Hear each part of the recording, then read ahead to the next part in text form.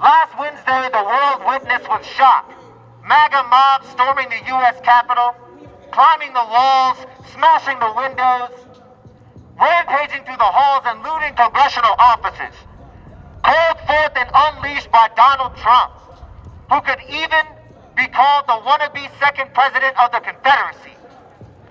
Even after this violent siege, 8 GOP senators and 139 representatives, that's 2/3 of the Republicans in the House of Representatives, still voted to overturn this election.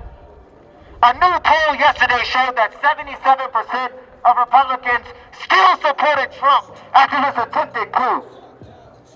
This was an attempted fascist coup, and it was years in the making. That is the word, fascism. This was a fascist coup attempt. That's what we saw on Wednesday. We saw it in the people who stormed the Capitol building, and we also saw it in the more than 130 Republican members of the House of Representatives and the 7 senators who voted to try to overturn the election that Trump lost even after the storming of the Capitol building. This was fascism.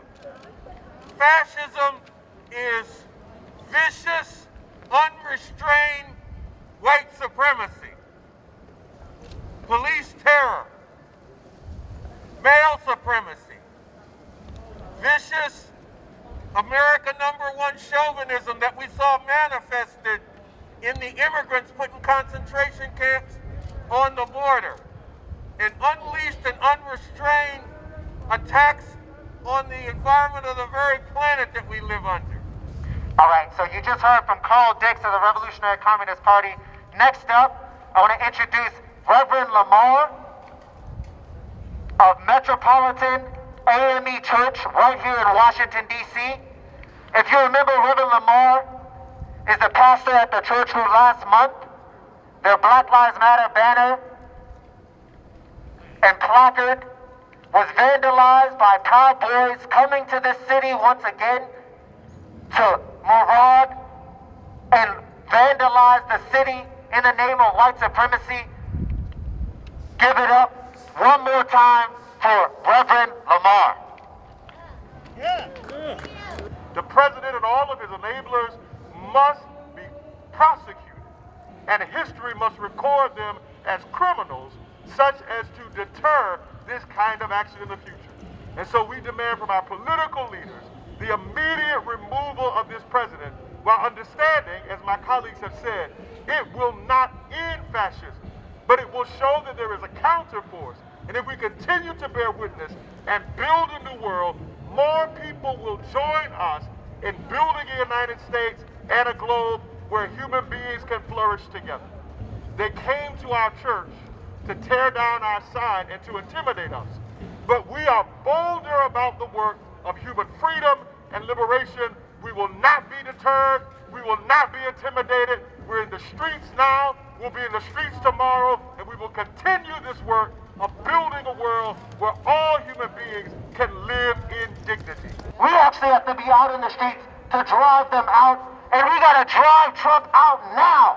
We can't wait 11 days. Every day that he stays in office is a horror for humanity. And every day that we enable these fascists by staying home, horrors can happen and they can continue. So we gotta be out in the streets, y'all. We're with Refuse Fascism and we're calling all of you guys to get organized. This is part of people are making statements like this, holding conferences and rallies from Refuse Fascism all over the country, in Seattle, in Cleveland, in New York, in Los Angeles, all over the country right now.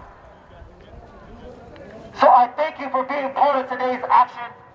In the wake of the horror that happened on Wednesday, look, there's no more important thing that you could be doing right now, for real, than getting this message out that Trump needs to get out now. They lost.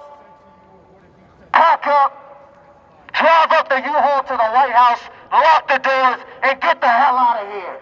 Trump, Pence out now. Trump, Pence out now. Trump, Pence out now. Trump, Pence out now. Fundamentally, We've got to start over with a political tradition that is truly multi-ethnic, multiracial, and democratic. That is not what we have experienced, but that is what we can experience if we come together.